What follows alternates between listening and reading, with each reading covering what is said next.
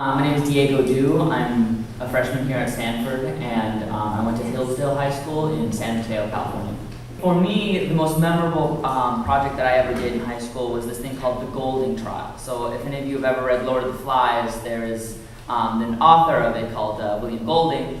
And in this trial, we were essentially debating the merits of nature versus nurture. And so we were putting William Golding on trial and prosecuting him for basically saying that all humanity is evil and doomed to fail.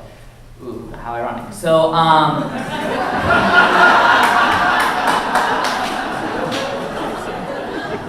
so I was an attorney for the defense, basically arguing that that is not the case. And that was really influential in my development because it's very easy to read a bunch of obscure philosophy on, like, what does Thomas Hobbes say about evil? What does John Locke say about evil?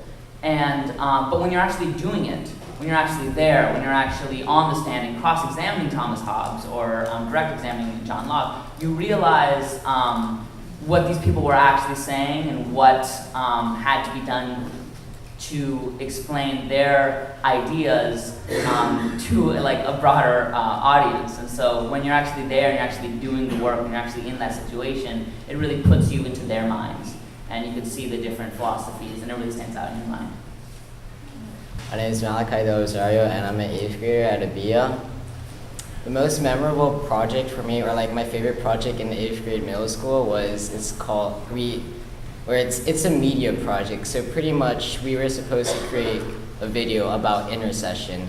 And intercession at my school, because we don't have electives, like there's no robotics, there's no like sewing or stuff. So intercession, we combined all those electives into a 6-day event, and pretty much we were supposed to create a video about it. And I really liked it because, the most memorable part of it is that we had so much freedoms. When you have a product like this, it's just like, it's pretty straightforward. You can do anything with it, just make a video, and that's what I really enjoyed about it. I'm Maya Pierce. I also go to Abia, and I'm in 7th grade. My most memorable project was a computer science project where I was supposed to build a website, kind of about myself. And I enjoyed that and I remembered it just because, one, I like working individually, and two, because I just really enjoy computer programming. And I found out that I like computer programming by making this website.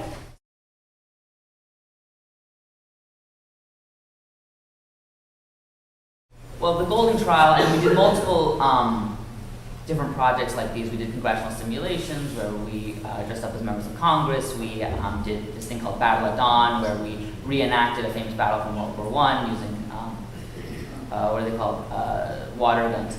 And these things are extremely different, not just because they take you out of the classroom, but because they place you in a different setting and in a different frame of reference than what you're used to. So while, of course, it's very important to learn civics and learn how a bill becomes a law, when you're playing Mitch McConnell and you have to place a bill into committee that your friends have proposed, you realize how hard it actually is to get a bill to become a law. And similarly, when you're placed in an environment in which you are pretending to be a World War I soldier, you realize these people had to go through this, and then when you go back and read All Quiet on the Western Front, it makes it so much more real for you. And a lot of students I've seen are really able to connect with the work much more than they would have otherwise, where they just have sat down and read the book and take a test. The media project that my group and I worked on, it's like a group of 10. It's different from other tests because unlike tests, it's really straightforward. And this is in my opinion. I feel like it's probably in your guys' opinion too, but I feel like you learn more when you work in a group. When you're working by yourself, like on a test, you have your thoughts to yourself. The teacher's probably gonna want to keep you quiet. But in a group, in a group of how many, you could just share your thoughts. You can share your ideas, and then you don't have to keep those ideas to yourself. And the cool thing is when you collaborate, you're gonna have peers that have ideas that thought of ideas that you haven't thought of before. And that's why this project is different from tests, because you're working with a group and it's not straightforward. And something about tests is that I feel like it doesn't show as much growth because it's pretty straightforward. It's just either right or wrong.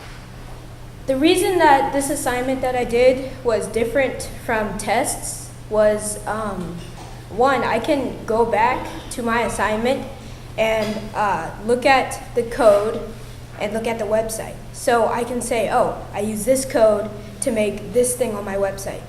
If I'm doing a test or assessment, I'd probably be asked a question kind of like what do you do if a div code goes wrong?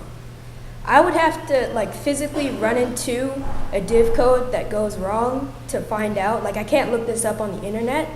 So that's kind of how it would be different from a test.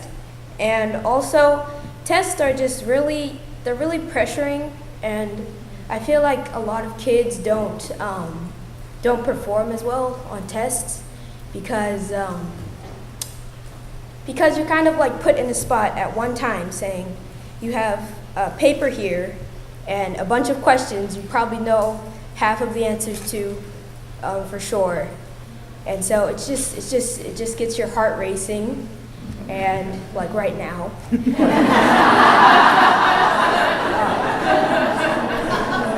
So that's why I like doing projects that take a week or 2 weeks, because then I can work my time out and make a schedule.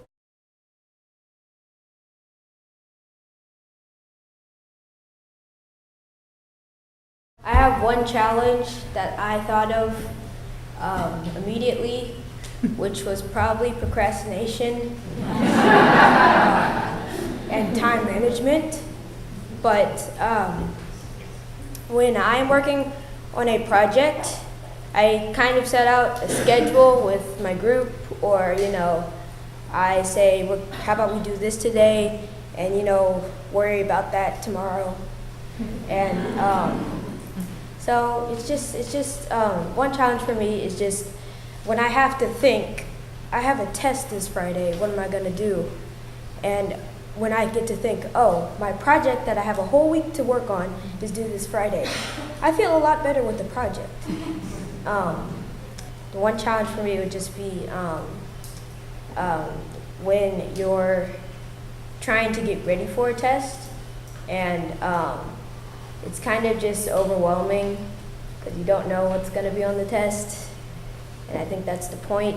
But a project, I get instructions, and they challenge me, but I still know. I know. Oh my God! I have to show you that I can do this, and I get time to do that.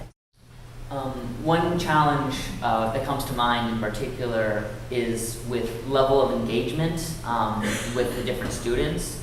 I was someone who, for most performance assessments, I was very animated and ready to do the work, but that's not true for a lot of students, especially when there were a few times where I had teachers who they would give us the project and you have to write a draft for a minimum wage bill, and then they'd go in the back of the class, open their laptop, start grading papers, and then just leave us to our own devices. And what would end up happening is kids just take out their phones, Instagram, Snapchat, and you're like, hey, let's talk about tax reform, and they're not interested. And so, surprise, surprise. And so it ends up being difficult, especially when you have to work in a group setting. You feel bad because you feel like you're doing all the work and other people aren't, and vice versa. And so I think a lot of ways that I found that have helped with this, although there's no right answer, there's sometimes when there is a teacher who is with you and working through problems with you, and instead of being in the back of the class with their laptop open, they're walking around and engaging with students, that tends to really help. And another thing that really helps, just for me personally, was a sense of competition and stakes. So sometimes we would, for one example, my freshman year, we had a project in which it was the Industrial Revolution, and we had to make these paper triangles. Whoever made the most got the most money, but there were different, there were marketing and all these different things, and labor unions. And when there was a sense of competition between different classes, third period, fourth period, competing to see who can make the most money and who can, capitalize on their resources, it really got everyone going, like almost like a team sport. And everyone I found was incredibly engaged in what they were doing. And so I think that teacher participation and competition are things that can really make the performance assessments come alive.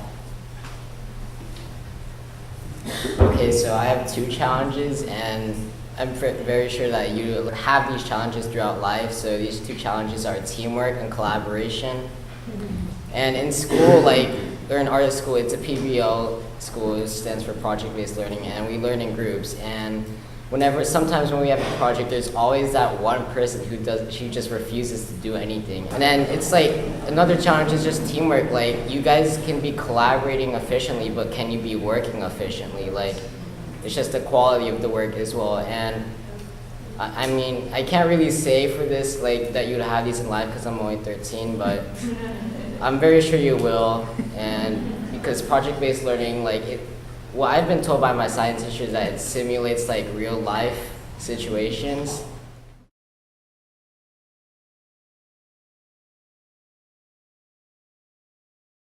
I think two things, collaboration and being open to different ideas. I think the second one is especially prudent now in our current political environment where we feel like there are two Americas. And so important to actually listen to other people who have different perspectives than you are, where I come in and I genuinely believe, for instance, in the Golding trial, that human beings are not innately evil. That's a horrible way to look at the world. We have good inside us. However, you have to be open to listening to the other side, what they have to say about, well, if you actually look at human history, the only constant has been war. And you look back and you have to basically, even if you don't agree, you have to weigh their ideas with merit. And that's something that I've really come across here at Stanford, in which you're in discussion sections and people have ideas about certain things, or they may be about agriculture or politics or biochemistry that you can disagree with, but you also have to listen to them. And that especially comes in handy when you're going back to my first part, which is group work. Because in a lot of these, almost every single one, I think, we had to collaborate. And that's a super important skill, not just here in college, but in the real world, where you're typically not just by yourself. Even if you're a programmer, you have to talk with a design team and a marketing team, and you have to be able to pitch your ideas. And here at Stanford, where there's a lot of classes in which it's dependent upon you sharing your ideas with the group and trying to build something together with the group, having those skills are invaluable.